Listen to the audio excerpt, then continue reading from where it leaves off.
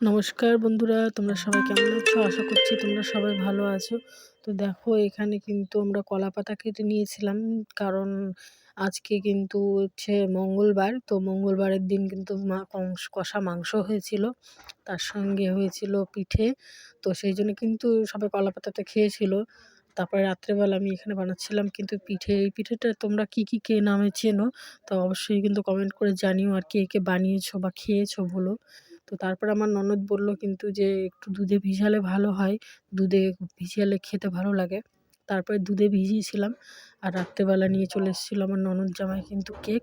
তো দেখো এখানে আমার নাতনি, আমার ননদ জামাই, আর কেকটা কাটছিল আমার ননদ। তো আমরা সবাই মিলে গোডাউনে বসে কেকটা খেলাম, আমরা ফ্যামিলির।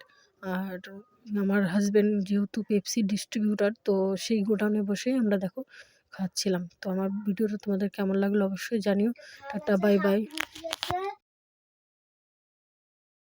সুস্থ থেকো এবং আমার ভিডিওটাতে শেয়ার করে দিও, লাইক কমেন্ট সাবস্ক্রাইব করে দিও। টাটা।